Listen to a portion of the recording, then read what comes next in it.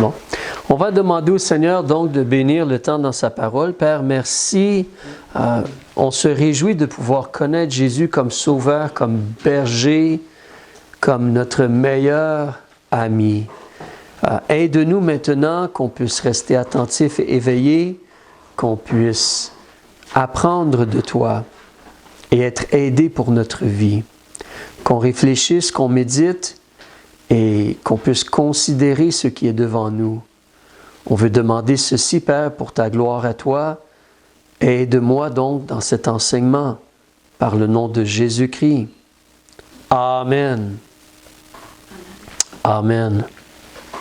Alors, aujourd'hui, on va parler encore concernant le thème qu'on a abordé, comment être un ami. Alors, c'est la 3e leçon. Et dès le début, on avait parlé de la réalité qu'on doit considérer justement que Dieu veut être notre ami. Dieu nous aime énormément. Donc, il faut vraiment comprendre cela, croire cela, être convaincu et puis vraiment le recevoir, là, le vivre pleinement. Que Dieu nous aime, que Dieu veut le meilleur pour nous. Il veut que tu sois né de nouveau. Mais Dieu a tant aimé le monde. Donc, il t'aime. Et si tu es né de nouveau, tu es son enfant. Le Père nous aime comme il a aimé le Fils. Jésus a dit dans l'Évangile de Jean, je crois au chapitre 17. Donc, mais la réalité, on doit être convaincu de cela. On veut reparler un petit peu. Je pense reparler un peu de ceci ce soir. Comme là, on a chanté justement « Oh, le meilleur ami, c'est Jésus ». Est-ce qu'on croit vraiment cela? Est-ce qu'on croit vraiment ce cantique-là? Est-ce qu'on croit vraiment que Jésus, c'est notre meilleur ami? C'est notre sauveur. Amen. C'est notre berger. C'est notre soutien. C'est le rocher. Mais est-ce qu'on croit vraiment que Jésus, c'est notre meilleur ami? On ne peut pas voir Jésus. On va le voir seulement lorsqu'on va arriver au-delà, lorsqu'on va changer notre corps. Nous qui sommes sauvés, on attend un corps glorifié. Amen. Alors, on va changer et là, on va voir Jésus face à face. Mais on va parler aujourd'hui de la réalité qu'on doit être convaincu aussi de cela, on doit le réaliser pleinement et on doit le développer, que Jésus est vraiment notre meilleur ami. Et oui, on a besoin d'amis physiques qu'on peut toucher, qu'on peut donner la main ou parler avec. Absolument. On a besoin de cela. Mais la réalité, c'est que notre meilleur ami, c'est vraiment Jésus. C'est notre meilleur ami, c'est notre sauveur. C'est notre maître, mais plus qu'un maître. On va regarder certaines choses. D'ailleurs, je vous mentionnerai, vous connaissez dans la Bible le livre des psaumes. Et vous avez peut-être remarqué que plusieurs gens aiment, plusieurs gens apprécient le livre des psaumes. Beaucoup de gens vont lire le livre des psaumes. Si vous parlez avec quelqu'un qui peut-être débute dans la vie chrétienne, qu'est-ce qu'il lit? Il est en train de lire dans les psaumes probablement. Si vous rencontrez quelqu'un qui n'est peut-être pas encore né de nouveau, mais qui aime lire la Bible, qu'est-ce qu'il est en train de lire? Probablement qu'il lit les psaumes. Peut-être un peu les évangiles, mais il est dans les psaumes. Fort probablement. Les gens apprécient les psaumes. Est-ce que tu t'es déjà posé la question, pourquoi les gens aiment les psaumes tellement? Toi, tu apprécies lire dans les psaumes. Pourquoi est-ce que tu aimes, pourquoi est-ce que tu apprécies lire le livre des psaumes? Là, c'est une question. Quelqu'un voudrait peut-être dire une des raisons ou partager un peu pourquoi toi tu aimes lire le livre des psaumes? Pourquoi les gens apprécient le livre des psaumes? It tells us who God is and how, especially how He is. Mm-hmm. Not the love of God, but how He cares, His mercy, His so. Ouais, tu vois vraiment la relation de Dieu avec les hommes, hein? Comment il veut être présent et nous aider. Ouais. Ouais. Le livre des psaumes, c'est un livre qui parle beaucoup à notre âme. Parce qu'on voit vraiment la vie de quelqu'un. Nous savons, on ne veut pas perdre de vue, la majorité des psaumes, qui a été utilisé? L'Esprit de Dieu, effectivement. Mais qui est-ce que l'Esprit de Dieu a utilisé pour écrire la majorité des psaumes? Quelqu'un se rappelle? C'est David. David a été utilisé pour écrire la majorité des psaumes. Donc, quand tu lis dans les psaumes, tu vois au sujet d'un homme, David, qui a choisi, qui a appris à justement parler avec Dieu, à s'approcher de Dieu, à prendre Dieu vraiment comme son berger, comme son rocher, qu'il l'aime et qui se soucie vraiment de lui. Il a appris à se tourner vers Dieu et lui ouvrir son cœur et espérer entièrement en Dieu. Parce que des gens ont justement abandonné David. Des gens se sont tournés contre David. L'autorité était contre David. Même ceux qui étaient ses amis, des fois, se sont tournés contre lui. Ou des gens qui semblaient se présenter comme des amis. Mais Dieu, le Seigneur Dieu, l'Éternel, son berger, était toujours là pour lui. Et nous savons dans le Nouveau Testament qui est le bon berger, c'est Jésus-Christ. C'est Jésus-Christ. Alors, nous regardons, nous considérons cela, puis Jésus doit devenir comme ton meilleur ami. Qu'est-ce qui nous empêche à nous de développer cette réalité, ce genre de relation? Le but n'est pas d'écrire des psaumes, le livre des psaumes est complet, mais de le vivre. De le vivre. Vraiment, que Dieu est celui à qui on parle rapidement avec et il est réel et nous aide. Vraiment. On va parler un peu plus dans les psaumes tantôt. Mais une deuxième chose qu'on va considérer, donc, les gens généralement apprécient les psaumes parce que ça parle à notre cœur et ça parle d'un homme qui est vraiment en relation avec Dieu. Et que Dieu est vraiment son berger, son ami, son aide, son rocher. Une deuxième chose, regarde avec moi dans le livre des Proverbes, s'il te plaît. Le livre des Proverbes. On a un passage ici intéressant qui semble nous faire réfléchir, qui peut être considéré de plus d'une façon. Proverbes chapitre 3. Le livre des Proverbes chapitre 3. Et on va regarder surtout le verset 32, à la fin du chapitre 3, verset 32. Alors, je vais le lire, puis ensuite, je vais te parler d'une particularité de la façon le choix de mots et la profondeur de cette déclaration-là. Mais verset 32, on te dit « Car celui qui va de travers est en abomination à l'Éternel. » Évidemment, si quelqu'un ne marche pas droitement devant Dieu, c'est horrible, c'est abominable. C'est très triste pour Dieu de voir cela, lui qui a créé l'être humain dans la droiture et l'innocence. Celui qui va de travers est en abomination à l'Éternel. Évidemment, sa relation n'est pas très bonne avec Dieu, mais lui, il a choisi les ténèbres. Hein? À l'opposé, tu as des êtres humains, qu'est-ce qu'ils font? Dieu, mais il est l'ami de ceux qui sont droits. Dieu est l'ami de ceux qui sont droits. Et c'est là que ici, l'idée de dire ami, c'est comme l'idée de dire dans son secret, dans son intimité, dans son cercle très privé et intime. Alors, on peut dire le mot ami, mais on pourrait dire justement dans le fait que c'est dans le secret et l'intimité de la chose. Comme en général, tu parles vraiment à ton ami, ton meilleur ami, tu lui dis des choses que tu ne dis peut-être pas aux autres personnes. Ou tu dis des choses peut-être à ton épouse que tu ne dis pas à d'autres personnes. C'est l'intimité, d'accord? Donc, mais ici, on te dit justement, lorsque tu choisis d'être droit et donc de vouloir être avec Dieu dans la lumière, parce qu'il y a un choix. Évidemment, Jésus peut effacer tes péchés et te permettre d'être en relation avec Dieu. Mais c'est un choix d'être dans la lumière avec Dieu. Mais ceux qui sont droits, ceux qui choisissent d'être droits, ils ont une proximité avec Dieu, comme s'ils deviennent amis de Dieu. Et comme si Dieu, justement, comme s'ils sont dans le conseil privé de Dieu, comme s'ils sont vraiment proches et intimes avec Dieu, dans le secret avec Dieu. Tu peux penser un peu à Moïse, hein? Dieu parlait face à face avec Moïse. Mais après ça, c'était comme en vision ou différemment.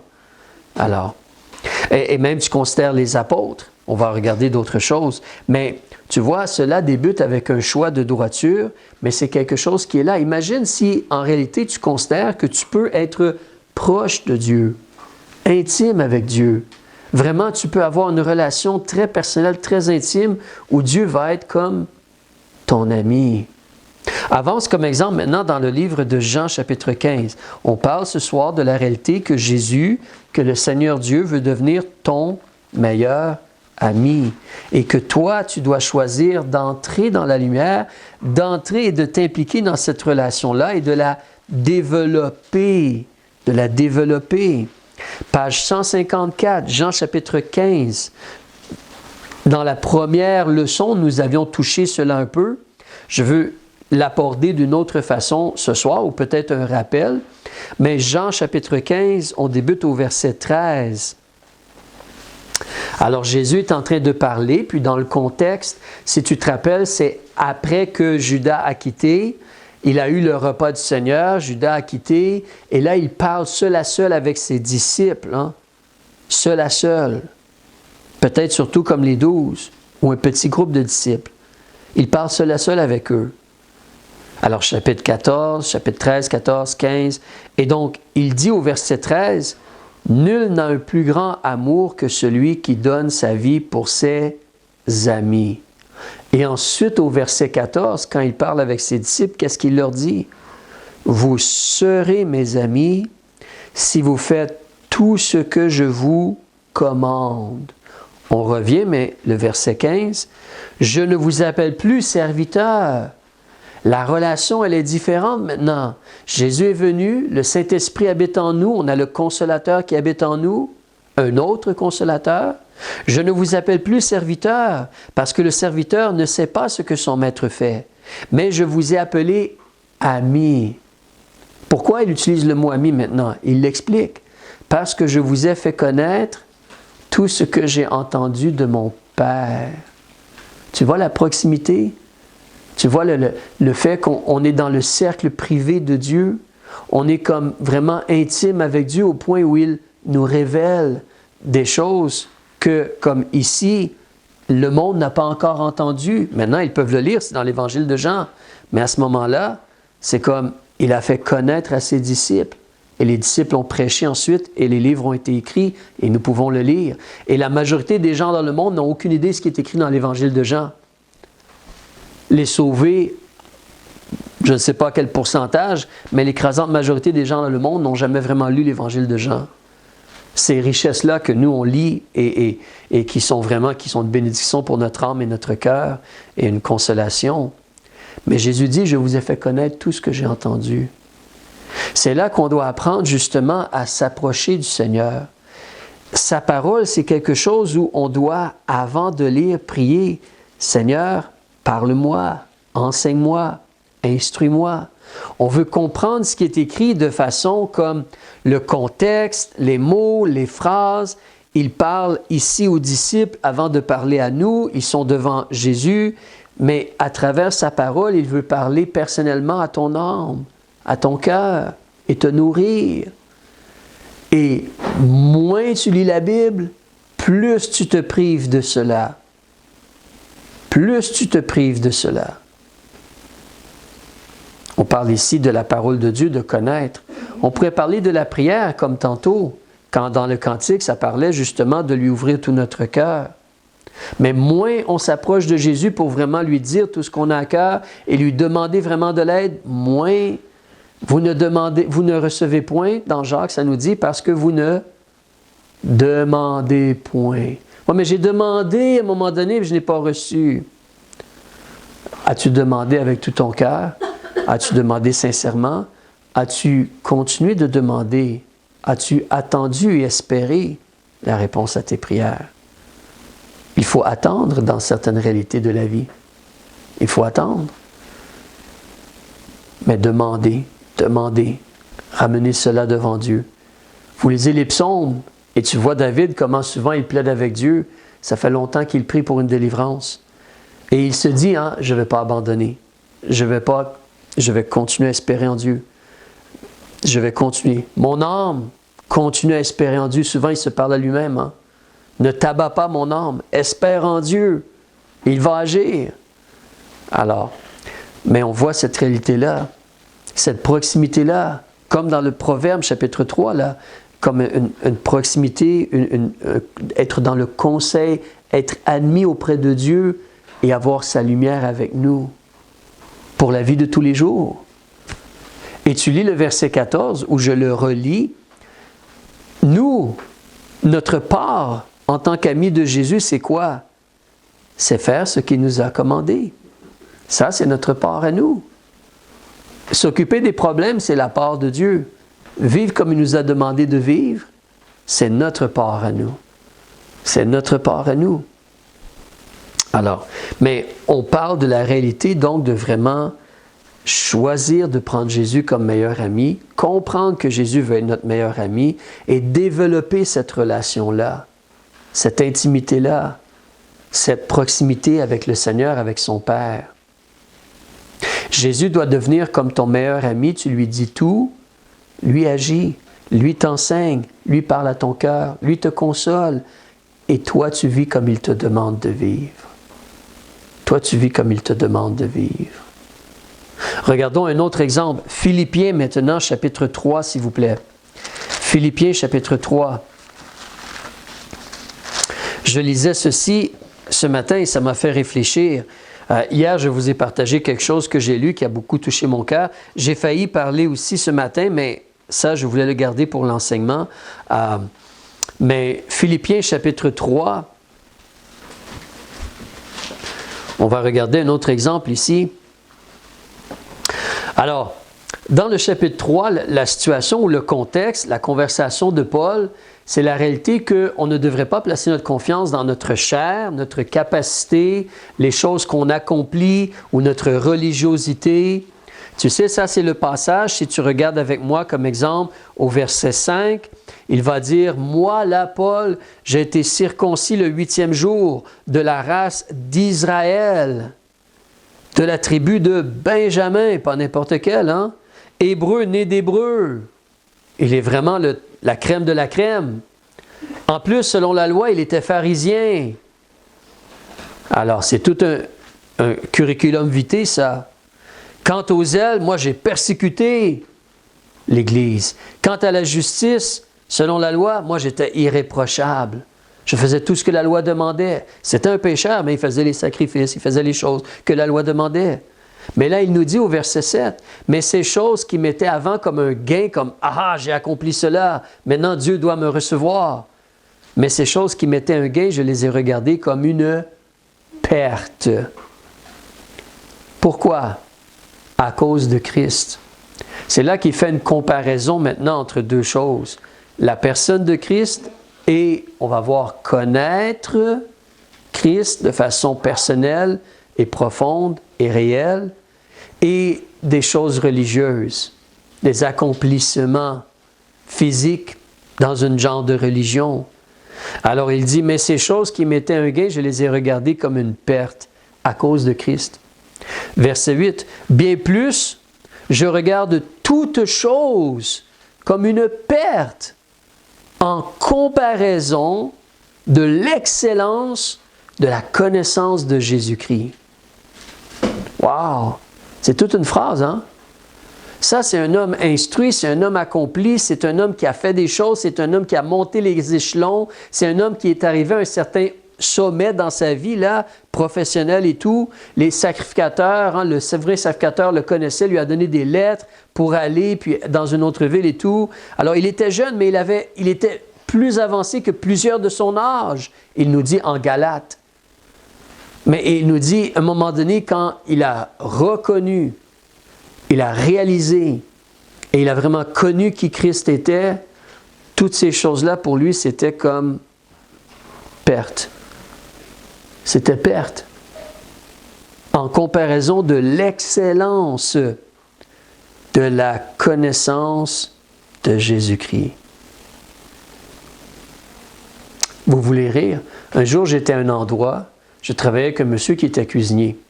Très bon cuisinier en passant. Je suis allé chez lui. Quand j'étais chez lui, son garçon rentre à la maison. Adolescent âgé presque ou adulte, là, sur 17, 18, 19 ans. Son garçon entre à la maison. « Papa, j'ai faim. »« OK, je vais te faire un hamburger si tu veux, mon garçon. »« Non, donne-moi de l'argent. Donne-moi de l'argent, je vais aller chez Harvey's acheter un hamburger à la place. »« Non, je vais te faire un hamburger maison. Ça va être beaucoup meilleur. »« Non, donne-moi de l'argent, je vais aller chez Harvey's acheter un hamburger à la place. » en comparaison de l'excellence d'un hamburger maison, un hamburger chez Harvey's, qui est peut-être meilleur que beaucoup d'autres restaurants, mais comparé à un burger maison fait par un homme qui sait faire à manger, honnêtement, c'est la meilleure pizza que j'ai goûtée dans ma vie. La pizza qu'il faisait. Je pense qu'il est retraité, mais vraiment. Et c'est un des messieurs qui m'a montré beaucoup de choses que je fais pour la cuisson. Quand je fais de la nourriture. Mais la réalité est, en comparaison de l'excellence, choisir quelque chose qui est dans un restaurant fast-food ou quoi que ce soit. En comparaison de l'excellence de la connaissance de Jésus-Christ. Il ne te parle pas juste de Jésus-Christ, il te parle de connaître Jésus-Christ, de reconnaître Jésus-Christ. C'est là que pour connaître quelqu'un, il faut que tu parles, il faut que tu écoutes, il faut que tu dialogues, il faut que tu passes du temps avec, qu'il y ait quelque chose de vraiment privé et intime et personnel, comme en secret là. Intimité, dans le secret de Dieu. En anglais, ça dit dans le livre des Proverbes. Mais la réalité, la connaissance de Jésus-Christ. En passant, comment tu fais pour connaître Jésus-Christ? Pour Paul, Jésus est apparu à Paul. Mais monsieur, madame, tout le monde, et surtout au point où on en est rendu, comment on va connaître Jésus-Christ? On va lire la Bible. On va lire le Nouveau Testament, l'Ancien aussi. On va lire la Bible et on va apprendre à connaître Jésus-Christ. Jésus-Christ va se révéler par ses paroles. Et nous, on lui parle dans la prière. Mais l'excellence de la connaissance de Jésus-Christ. Continuons au verset 8. Alors, l'excellence de la connaissance de Jésus-Christ, mon Seigneur, plus qu'un ami, un Seigneur. Il continue, pour qui j'ai perdu toutes choses, et je les regarde comme des ordures. Comme des ordures. Tu vois que pour lui, dans la balance des choses, même ce qu'il avait accompli, ce qu'il pouvait accomplir, ce qu'il pouvait atteindre, ce qu'il avait atteint avant, les choses concernant le système de ce monde, c'était comme, ça c'est des ordures. C'est des ordures. Je sais qu'il y a des gens qui collectionnent les ordures. Je sais qu'il y a des gens qui ne sont pas capables de se débarrasser des choses qui ne valent rien vraiment. Mais en réalité, des ordures comparées à la valeur de Christ. Je les regarde comme des ordures. Et notez la dernière phrase du verset 8. Et là, on va s'arrêter puis on va réfléchir et méditer. Donc, il nous a parlé de l'excellence de la connaissance de Jésus-Christ. Il nous a parlé d'une comparaison. Il nous a parlé de justement les autres choses, c'est comme des ordures. C'est quoi son désir dans ce cas-là? Afin que je gagne Christ. Que je gagne Christ. Là, la question se pose. Comment tu fais pour gagner Christ? On pourrait se reculer puis dire, bien, est-ce que moi, c'est l'attitude dans mon cœur? Est-ce que moi, j'ai réalisé la valeur de Christ? Ou est-ce que je suis encore un pied dans le monde en train de vouloir être comme les gens dans le monde et avoir les richesses du monde ou les bien-être du monde ou les acclamations du monde? Est-ce que moi, j'ai encore un pied dans le monde ou est-ce que moi, je réalise que non, Christ, c'est là la valeur. C'est là la valeur des choses, Christ. L'excellence de la connaissance de Jésus-Christ. Mais Paul, il veut gagner Christ. Comment est-ce qu'on gagne Christ? C'est là la réalité de développer vraiment notre relation avec Jésus, notre proximité avec lui, la valeur et le fait de vouloir gagner Christ. Il est sauvé, Paul, là, ici, là. On le sait, il est sauvé, Paul.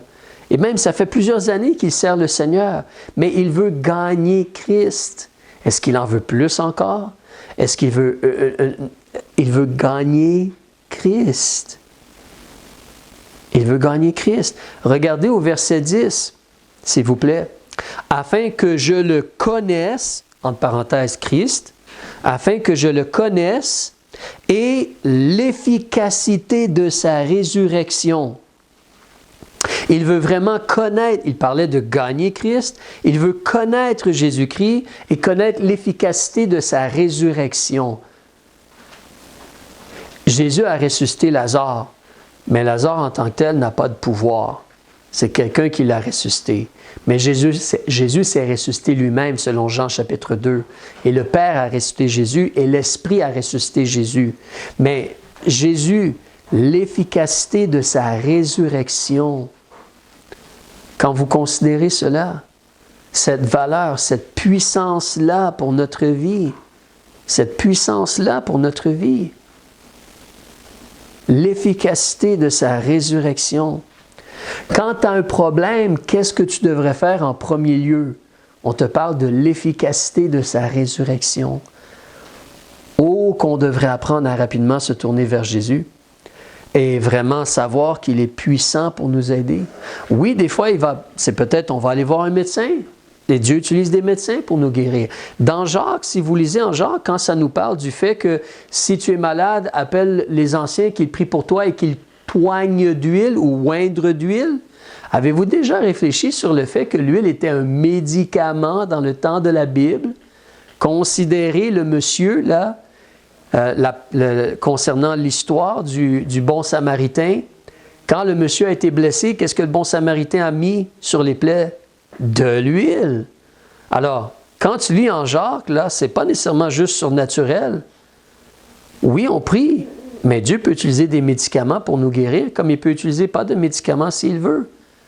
Mais la Bible ne dit pas de ne pas utiliser de médicaments, là. Alors, mais l'espérance, notre confiance, la puissance de Dieu, elle est surtout en Jésus. Et là, c'est pour les autres choses de la vie, les difficultés, les problèmes, les complications, lorsqu'on a des difficultés avec quelqu'un, avec une situation, quand on a des problèmes. As-tu des problèmes des fois avec le gouvernement? J'ai passé beaucoup d'heures ce matin pour régler des situations. Mais les agences du gouvernement et tout cela, on a besoin d'un gouvernement, on veut prier pour nos gouvernements, mais les complications de la vie des fois, mais gloire à Jésus, c'est l'efficacité de sa résurrection. Et chose intéressante, parce que évidemment, on aime toujours le bon côté, hein, l'aspect agréable. Mais n'oublie pas dans le même verset, afin que je connaisse Christ et l'efficacité de sa résurrection, et quoi d'autre? La communion de ses souffrances. Vous savez, si je veux m'approcher de Jésus, il va falloir que j'accepte aussi quoi? La croix, les souffrances. Vous savez, c'est comme lorsque deux personnes se marient, c'est jusqu'à ce que la mort nous sépare, à travers les bons et les mauvais moments. C'est pas quand, ben là, écoute, c'est moche, ou ça m'intéresse plus, ou c'est plus agréable pour moi, ou qu'est-ce que j'y gagne moi maintenant, là? Ce n'est plus cela. Donc, c'est dans les bons et les mauvais moments. On va connaître et avoir la consolation, le soutien, l'encouragement, être unis. Dans l'Ecclésiaste, ça nous parle qu'une corde à 3 brins, ça se rompt plus difficilement. Hein? Le lien, là, qui unit. Donc, mais la réalité de connaître Christ, de vouloir gagner Christ, de connaître l'efficacité de sa résurrection et accepter la communion de ses souffrances en devenant conforme à lui dans sa mort. La réalité donc de vraiment développer notre intimité, notre relation, notre amitié avec Jésus-Christ. On va terminer en regardant 2 choses dans le livre des psaumes, s'il vous plaît. Le livre des psaumes. Parce qu'on peut voir ceci dans la Bible. Maintenant, tu dois choisir de le pratiquer. Tu dois décider de pratiquer cela. Tu dois décider de, oui, c'est ça que je veux et je vais y faire un effort et je vais m'y appliquer parce que ça, c'est important. Psaume 27, page 716, ou Psaume 27, verset 7. On va voir 2 exemples et on termine. Verset 7. Alors, comme on parlait tantôt, l'auteur David, il nous parle de son ami, de son Dieu, de son rocher. Verset 7. Éternel, écoute ma voix, je t'invoque, aie pitié de moi et m'exauce. Ça a l'air très sérieux, n'est-ce pas? Son problème, ce n'est pas qu'il y a un ongle de cassé. Son problème, ce n'est pas qu'il est pris à un feu rouge. Son problème est sérieux. Sérieux. Mon cœur, verset 8.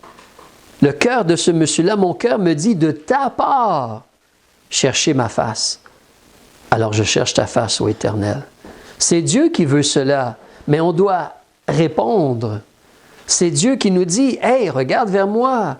Et il le fait, hein, c'est écrit partout dans la Bible, c'est même les choses de la vie et son esprit qui essaie de nous rappeler. Il faut qu'on réalise qu'on doit s'y impliquer, qu'on doit s'y appliquer, qu'on doit se dévouer, qu'on doit s'investir dans cela. Verset 9, « Ne me cache pas ta face, ne rejette pas ton serviteur dans ton courroux. Tu as été mon aide, ne me délaisse pas, ne m'abandonne pas, Dieu de mon salut. Quand mon père et ma mère m'auraient abandonné, Dieu va toujours être là. Dieu va nous recueillir. Amen. Dieu ne va jamais, jamais, jamais, jamais abandonner les siens. Jamais. Un homme, des fois, va t'abandonner. Il va y avoir des situations, des fois, où quelqu'un va dire « Je vais être ton ami. » Oui, dans les moments difficiles, je vais être ton ami, mais là, bonne chance. Tu me diras comment ça va. On se rappelle, Jésus, quand il a été arrêté, ils l'ont tous abandonné, hein, mais il a dit, le Père est avec moi. L'Éternel va me recueillir. Un dernier exemple, Psaume 63, s'il vous plaît. Psaume 63.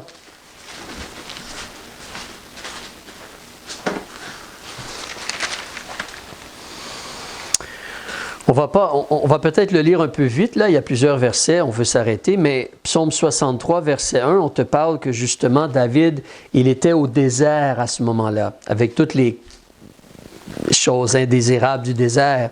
Mais au verset 2, « Ô Dieu, tu es mon Dieu, je te cherche. Au point du jour, mon âme a soif de toi. Ma chair te souhaite. Dans cette terre aride, desséchée, sans eau, pour voir ta force et ta gloire. » La puissance de la résurrection, hein? Pour voir ta force et ta gloire, comme je t'ai contemplé dans ta maison, dans le sanctuaire, car ta bonté est meilleure que la vie. Mes lèvres chanteront ta louange. Ainsi je te bénirai pendant ma vie, j'élèverai mes mains en ton nom. Mon âme est rassasiée comme de moelle et de graisse. Ma bouche te loue avec des cris de réjouissance. Quand je me souviens de toi sur mon lit et que je médite sur toi pendant les veilles de la nuit, car tu as été mon secours. Aussi je me réjouirai sous l'ombre de tes ailes. Mon âme s'est attachée à toi pour te suivre. Ta droite me soutient. Et vous savez, dans les Écritures, on nous dit cet homme-là qui a écrit cela sous l'inspiration et l'aide du Saint-Esprit, évidemment, la direction de l'Esprit de Dieu. Mais quand on parle de David dans la Bible, comment on le présente? De plus d'une façon. Mais il y a une phrase qui revient dans l'Ancien et dans le Nouveau Testament. Dieu a trouvé un homme selon son cœur. Exactement. David est un homme selon le cœur de Dieu. David a beaucoup de défauts, David a beaucoup de problèmes, David a fait des choses pas trop sages, évidemment on connaît sa vie, mais David est un homme selon le cœur de Dieu dans le sens justement qu'il a développé sa relation avec le Seigneur, qu'il a vraiment cherché la face de Dieu et il était attaché à lui pour le suivre. Il était imparfait, mais tu vois le cri du cœur plusieurs fois dans les psaumes, hein, et même dans sa vie. Tu vois le cri du cœur de David.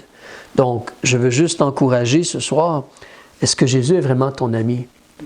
Ton meilleur ami? Est-ce que toi, tu veux vraiment gagner Christ? Parce que c'est possible, c'est pas compliqué.